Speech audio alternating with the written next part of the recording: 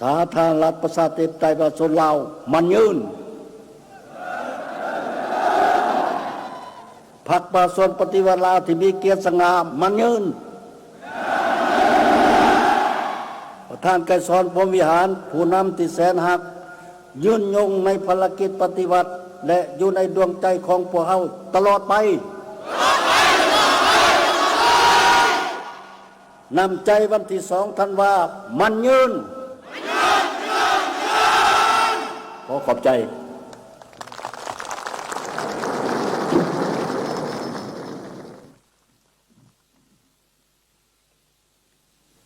ขอแสดงความขอบใจอย่างสูง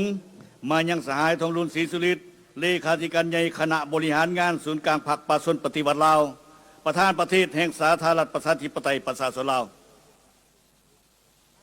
ต่อไปนี้จะเป็นรายการเดินสวนสนาม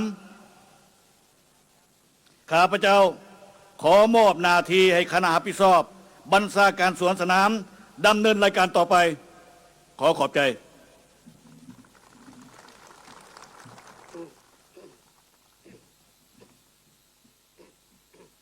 กองกำลังสวนสนามกง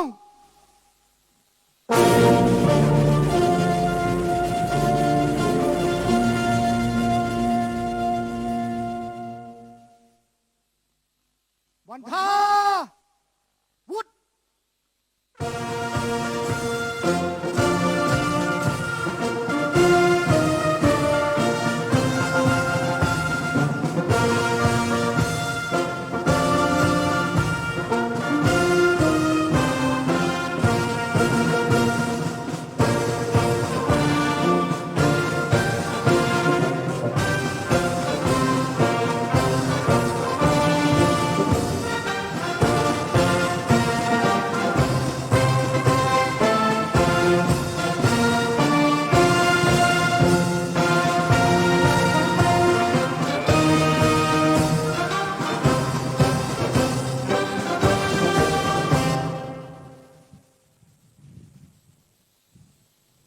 เฮ้าพลโทสายใจกรมสิทธิ์ห้องรัฐมนตรีกระทรวงป้องกันประเทศหัวหน้ากรมใหญ่เสนาธิการกองทัพผู้บัญชาก่อนกำลังเดินขบวนและสวนสนามรายงานสหายพลโทคำเลี้ยงอุทัยไกรสอนกรรมการศูนย์กลางพรรครัฐมนตรีกระทรวงป้องกันประเทศการจะตั้งก่อนสวนสนามเพื่อเฉลิมฉลองวันสถาปนาสาธารณรัฐประชาธิปไตยประชาชนลาวครบรอบ50 ปีได้จะตั้งสำเร็จเพียงเชิงสหายกว่าแถวเฮ้ยฮับ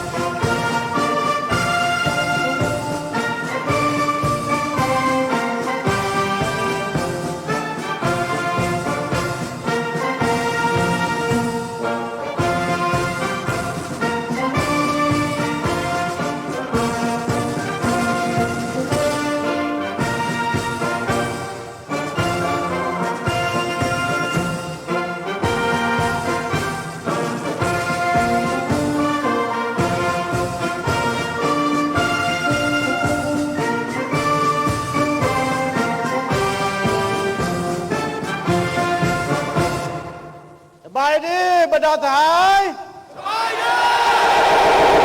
อวยพรบรรดาทหายจงมีสุขภาพเข้มแข็งนำใจวันศาสตร์ที่สองท่านว่ามันยืน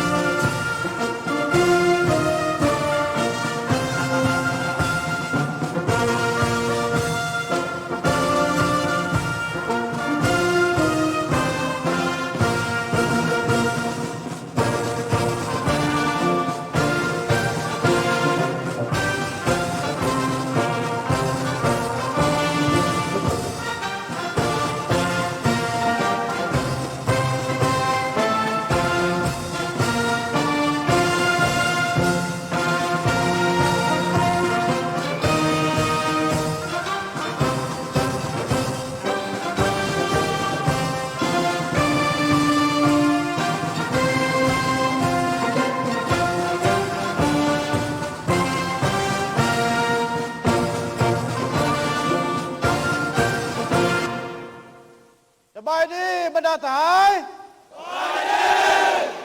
อวยพรบรรดาทหายจงมีสุขภาพเข้มแข็งนำใจวันศาสตร์ที่สองท่านว่ามันยืน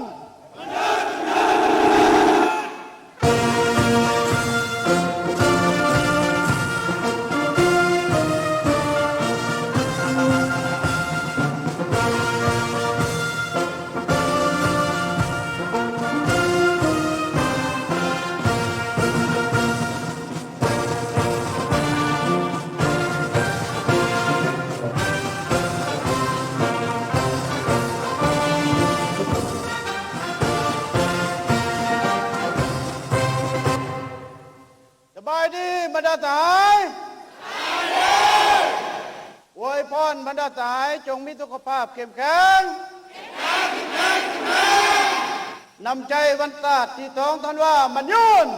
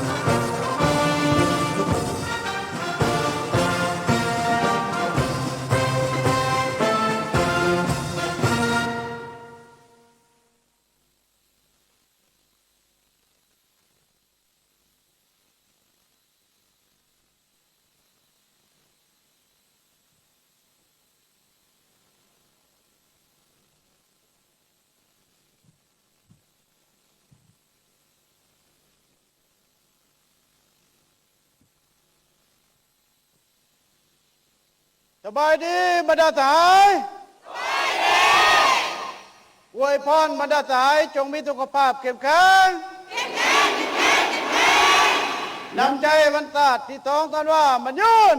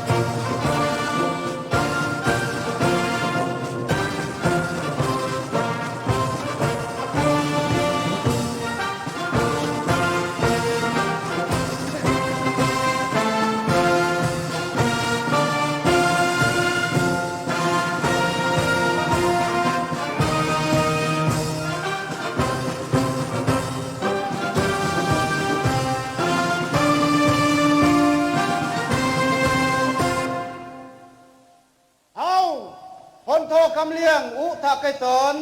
รัฐมนตรีกระทรวงป้องกันประเทศ แห่งสาธารณรัฐประชาธิปไตยประชาชนลาวรายงานสหายทองรุ่นศรีสุริตเลขาธิการใหญ่คณะบริหารงานศูนย์กลางพรรคประชาชนปฏิวัติลาวประธานประเทศแห่งสาธารณรัฐประชาธิปไตยประชาชนลาวการกาเกียมก่อนกำลังเดินขบวนตวนสนามทุกภาคส่วนได้กาเกียมสำเร็จต่อไปนี้ขออนุญาตเริ่มต้น ได้ปฏิบัติ ครับ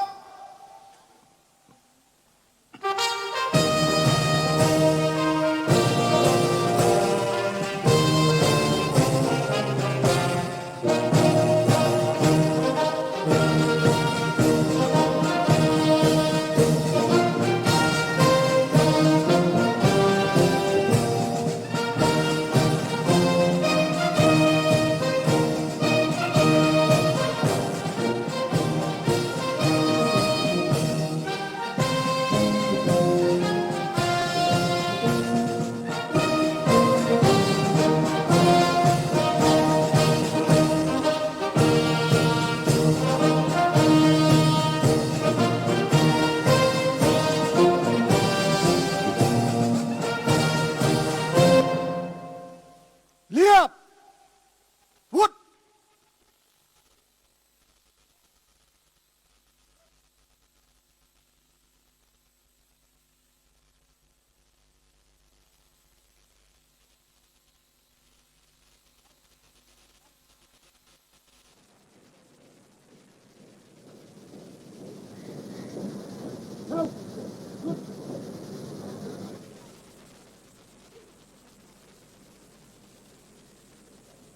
การเดินขบวนสวนสนามเฉลิมฉลองวันสถาปนาสาธารณรัฐประชาธิปไตยประชาชนลาวครบรอบ50 ปีใกล้จะเริ่มต้น เริ่มต้น เริ่มต้น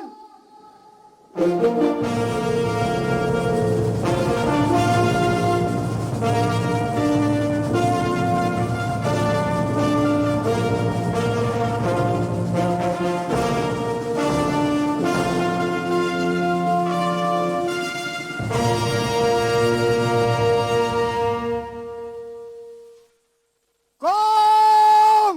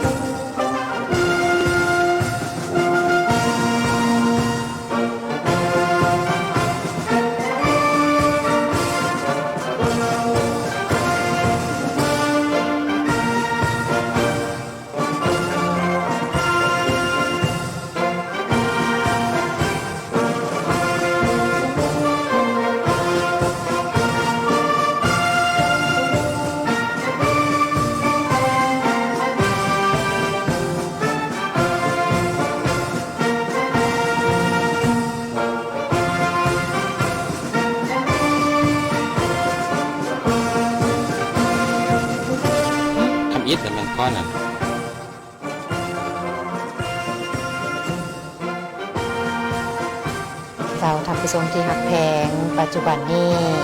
ก็อยู่ในการเดินสวนสนามก้อนกำลัง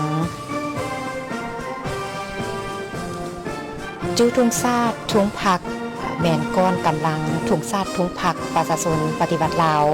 ก้อนกำลังป้องกันซาดป้องกันความสงบประชาชนลาวก้าวเดินด้วยบาทก้าวอันนักแน่นเข้มแข็งเสิร์ชสู่คันทุ่งซาดทุ่งผักปิวสะบัดอย่างสง่าผ่าเผยเปรียบเหมือนเปลวไฟแห่งการปฏิบัติเปรียบเหมือนเปลวไฟแห่งการปฏิบัติของประเทศเฮาที่กำลังลุกขึ้นและเปล่งแสงแห่งกล้าสว่างไสวที่กำลังลุกขึ้นและเปล่งแสงแห่งกล้าสว่างไสว ก้อนเครื่องกลางไม้ซาดเป็นสัญลักษณ์ของสาธารณรัฐประชาธิปไตยประชาชนลาวสภาแห่งชาติในปัจจุบันก็คือสภาประชาชนขั้นสูงสุดในเมื่อก่อนแม้นได้รับการสร้างตั้งขึ้นในวันที่2ธันวาคมปี1975พร้อมกับการสร้างตั้งสาธารณรัฐประชาธิปไตยประชาชนลาวสภาแห่งชาติแบ่งองค์การตัวแทนแห่งสิทธิและผลประโยชน์ของประชาชนลาวบรรดาเผ่าเป็นองค์การสูงสุดอำนาจรัฐเป็นองค์การนิติบัญญัติมีพระบทบาทในการหับห้องเอารัฐธรรมนูญกฎหมายและตกลงปัญหาสำคัญพื้นฐานของประเทศและติดตามกวดกาการเคารพและปฏิบัติรัฐธรรมนูญและกฎหมายของบรรดาองค์การรัฐขบวนเครื่องหมายชาติโดยก้อนกำลังของสภาแห่งชาติจำนวน185ทางสภาแห่งชาติในปัจจุบันก็คือสภาประชาชนสูงสุดในเมื่อก่อนได้รับการสร้างตั้งขึ้นในวันที่2ธันวาคมปี1975พร้อมกับการสร้างตั้งสาธารณรัฐประชาธิปไตยประชาชนลาวสภาแห่งชาติแม้นองค์การตัวแทนแห่งสิทธิและผลประโยชน์ของประชาชนลาวบรรดาเผ่าเป็นองค์การสูงสุดแห่งอำนาจรัฐองค์การนิติบัญญัติมีพระบทบาทพิจารณา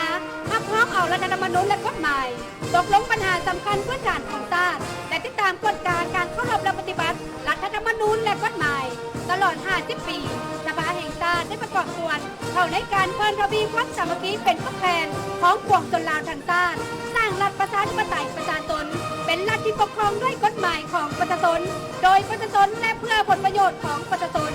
บูรณาระบอบประชาธิปไตยประชาชนลาวเพื่อก้าวขึ้นสู่สังคมนิยมก้อนกำลังห้องว่าการสำนักงานประธานประเทศห้องว่าการสำนักงานนายกรัฐมนตรีและสถาบันวิทยาศาสตร์เศรษฐกิจและสังคมแห่งชาติก้อนกำลังกาหมาย50 ปีการสถาปนาสปป.ลาวแสดงให้เห็นความมั่นคงของชาติความเป็นเอกราชรักษาได้อธิปไตยและท่านผู้ชมตามมาด้วยก้อนกำลังรถแห่ขบวนประธานไกรสอนพรหมวิหารเพื่อระลึกถึงคุณงามความดีและฮู้บุญคุณประธานไกรสอนพรหมวิหารผู้นำพาสร้างตั้งพรรคประชาชนปฏิวัติลาวนำพาขบวนปฏิวัติชาติประชาธิปไตยและนำพาสถาปนาสาธารณรัฐประชาธิปไตยประชาชนลาวในการคุ้มครองอำนวยความสะดวกและประสานสมทบสถาบันวิทยาศาสตร์เศรษฐกิจและสังคมแห่งชาติเป็นเสนาธิการให้แก่ศูนย์กลางพรรคและรัฐบาลในการค้นคว้าและสนองข้อมูลข่าวสารขบวนสหพันธ์นักรบเก่าแห่งชาติลาวนักรบเก่าแห่งชาติลาวเป็นองค์การจัดตั้งการเมืองสังคมนอนอยู่ในระบบการเมืองของระบอบประชาธิปไตยประชาชนลาวซึ่งได้เต้าโฮมเอาบรรดานักรบปฏิวัติที่องอาจกล้าแก่นที่ผ่านการสูบหล่อในเปลวไฟสงครามต่อสู้กู้ชาติญาติเอาเอกราชพวกเพิ่นเปรียบเหมือนเหล็กกล้าที่ถูกสูบหล่อแล้วหลายทศวรรษสหพันธ์นักรบแห่งชาติลาวเป็นเสนาธิการให้ศูนย์กลางพรรคและรัฐบาลด้วยการเสริมขยายมูลเสื้อ3ดี6รักษาของตนเองและการเข้าร่วมความสามัคคีเป็นผู้แทนแน่นหนาของประชาชนทุกชั้นคนและบรรดาเผ่านำพาประเทศชาติไปสู่ความเจริญรุ่งเรือง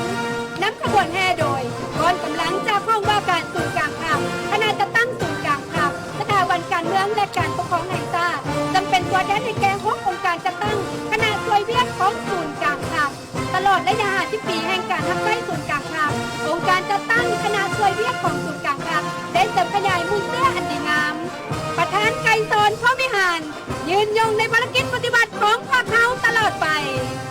และขบวนรถก้าวเข้าสู่ผ่านใจแม้นขบวนรถของสหพันธ์เก่าแห่งชาติลาวซึ่งเป็นองค์การจะตั้งการเมืองสังคมที่นอนอยู่ในระบบการเมืองของระบอบประชาธิปไตยประชาชนลาว ซึ่งได้เต้า ต่อด้วยก้อนทุงไซกองทัพประชาชนลาวก้อนทุงไซกองทัพประชาชนลาวเป็นสัญลักษณ์แสดงให้เห็นถึงผลงานท่าแท้มูลเสื้อวิรกรรมอันล้ำเลิศของกองทัพประชาชนลาวภายใต้การนำพาเด็ดขาดโดยกงและหอบด้านของพรรคประชาชนปฏิวัติลาวกองทัพเฮายิงได้รับเพิ่มทวีการปรับปรุงก่อสร้างให้เติบใหญ่เข้มแข็งก้าวขึ้นเป็นกองทัพปฏิวัติที่มีแบบแผนทันสมัยสมเกียรติสมเป็นกองทัพวีรชนของชาติลาววีรชนอย่างแท้จริงปกป้องสิทธิและผลประโยชน์อันชอบธรรมของสรรพสิ่งระบบเก่าประกอบส่วนเขาในการคุ้มครองรัฐคุ้มครองสังคมปกป้องรักษาและพัฒนาประเทศชาติกำลังเคลื่อนเข้าผ่านไซแมนก้อนทุงไซกองทัพประชาชนลาวกองทัพประชาชนลาวเป็นสัญลักษณ์แสดงให้เห็นถึงผลงานท่าแท้มูลเสื้อวิรกรรมอันล้ำเลิศของกองทัพประชาชนลาวตลอดระยะ76 ปีแห่งการกำเนิดเติบใหญ่เข้มแข็งในภารกิจต่อสู้ปลดปล่อยชาติกองทัพเขาได้ตีต้านการชุมนุมของจักรพรรดิลาวเมื่อขึ้นแบบเก่าแบบใหม่และลูกเล่งติดมือขายชาติของพวกเขาให้ปราศัยอย่างห่างหากกล่าวสู่ระบบใหม่ภายใต้การนำพาเด็ดขาดโดยกงและความด้านของพรรคประชาชนปฏิวัติลาวกองทัพเขายิ่งได้ทำการเพิ่มทวีปรับปรุงให้เติบใหญ่เข้มแข็งก้าวขึ้นมีแบบแผนทันสมัยทรงเกียรติเป็นกองทัพวีรชนของชาติลาววีรชนอย่างแท้จริงก้อนนายทหารบกแทนตัวแทนของนายทหารเสนาบัญชาการเมืองพลาธิการเทคนิคเป็นหัวจักรลักแรงในการบัญชาก้อนกำลังไฟเพศหญิง369ก้อนกำลังไฟเพศหญิง369แม่นสัญลักษณ์แห่งมือเสื้อของกำลังไฟเพศหญิงกองทัพอิฐได้รับการประกาศสั่งตั้งขึ้นในเดือนมีนาปี 1969 อยู่บนดินแดนเสียงขวางวิรชนเป็นกำลังไฟหมุนในการตีต้านศัตรูผู้ที่มาหุกหาง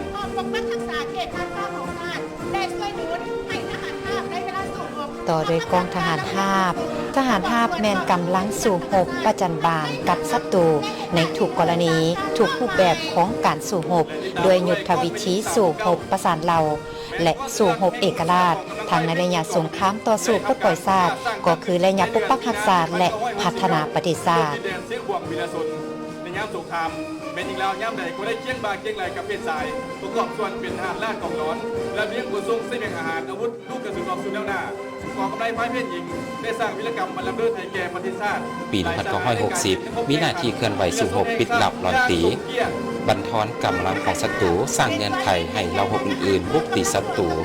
ในภารกิจต่อสู้ปลดปล่อยชาติก็คือระยะสร้างสรรค์และพัฒนาประเทศชาติทหารหาบตีพิเศษก็ได้ประกอบส่วนสำคัญเข้าในเส้นสนามรวมของกองทัพและประชาชนลาวก่อนเราหบสืบข่าวได้รับการสร้างตั้งขึ้นในวันที่22 ธันวาคม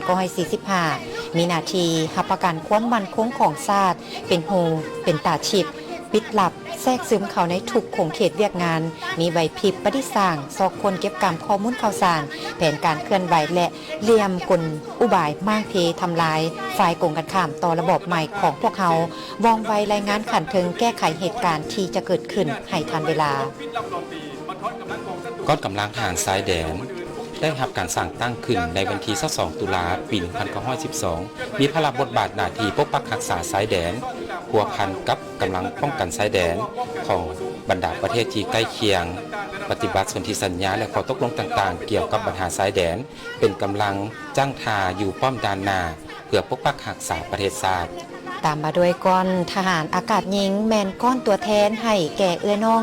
ทหารหญิงที่ปฏิบัติหน้าที่ในกองทัพประชาชนลาวมีมูลเสื้อองค์อาจกล้าหาญเคียงบ่าเคียงไหลกับไอ้น้องทหารทรายดุมันขยันอดทนแสดงออกเอื้อน้องแม่หญิงสังกัดอยู่กองห้อยโดดจ้อง306ก้อนเราหบรถต่างและยานเกาะเราหบรถต่างและยานเกาะได้สั่งตั้งขึ้นในปี 1961 มีหน้าที่ประสานกับเราหบอื่นๆสู่หบตีอย่างพิละอาจหารในบ้านหบต่างๆเพื่อต่อสู้คู่ชาติต้านการหุกหานจากกษัตริย์และลูกแหล่งตีนมือของพวกเขา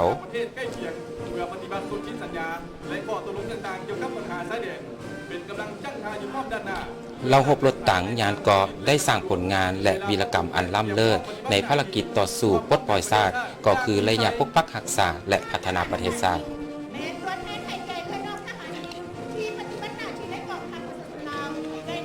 ก่อนเราหบปืนใหญ่หน้าดินแมน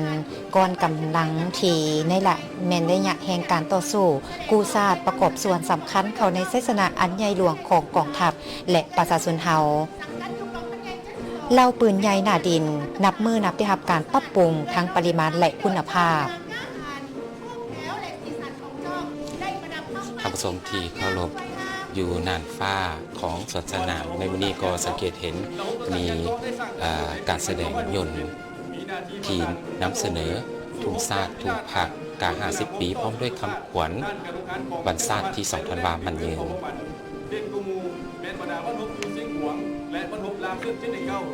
เจ้าระบบปืนใหญ่หน้าดินก็เห็นได้ถึงความผงอาจกาแกนเหล่าปืนใหญ่หน้าดินนับมือนับได้รับการปรับปรุงทั้งปริมาณและคุณภาพซึ่งได้รับการประกอบพาหนะเทคนิคอาวุธที่ทันสมัยรับประกันให้แก่การเกียมพร้อมสู่รบและสู่รบอย่างมีไส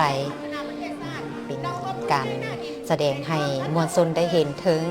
ภาพของยนต์ที่ได้บินสู้ให้แก่มวลชนได้เห็นถึงการแสดงฝูงบินมี4 ลำด้วยกันที่ประกอบมีทุงชาติทุงผักทุง50 ปีและก็คำขวัญน้ำใจวัดชาติที่2 ธันวาคมมันยืนระบบป้องกันอากาศมีหน้าที่สู้รบป้องกันที่ตั้งและน่านฟ้าเขตปลดปล่อยยิงต้านและทำลายกำลังทัพอากาศของศัตรูทั้งเม็ดและคืนย่างที่หน้าฐานเตียนกูมูแมนสู้ป้องกันเตียนที่มันศูนย์กลางอยู่เมืองเกรงไซแขวงโมพันอยู่ตรงในหินก้อนเหล่า6 เสนาหักเป็นตัวแทนให้แก่พนักงานแพทย์หมอในทั่วกองทัพเหล่า6 เสนาหักได้รับการสร้างตั้งขึ้นในวันที่1 พฤศจิกายน 1954ตลอดระยะผ่านมาได้เฮ็ดสำเร็จหน้าที่ของตนอย่างจบงามปัจจุบันเหล่า6 เสนาหักได้มีทันแถวแพทย์หมอที่มีระดับวิชาการมีความสามารถและมีความชำนาญในการปิ่นปัวเบิ่งแยงต่อด้วยกองกำลังกองรอนเป็นตัวแทนให้แก่กำลังกองรอนในทั่วประเทศแมนกำลังเครื่องประกอบอาวุธของประชาชนลาวประดับเผาเป็นกำลังลักแรงอยู่หักฐานติดพันกับพื้นที่ติดพันกับการผลิตเฮ็ดหน้าที่ป้องกันชาติป้องกันความสงบอยู่หักฐานประสานงานระหว่างแนวหน้าแนวหลังผู้บัญชาการและกรมกองท้องถิ่นในยามสงครามก็คือยามสันติภาพระบบสื่อสารมีบทบาทสำคัญนำเอาบันทึกคำสั่งของกันถึงไปฮอดไปถึงพนักงานนักรบทุกๆคนท่านเราหกเสนาหักแมนเป็นตัวแทนให้แก่พนักงานแพทย์หมอที่ทั่วกองทัพเราหกเสนาหักได้ทำการสร้างตั้งขึ้นในวันที่1 เดือนพฤศจิกายน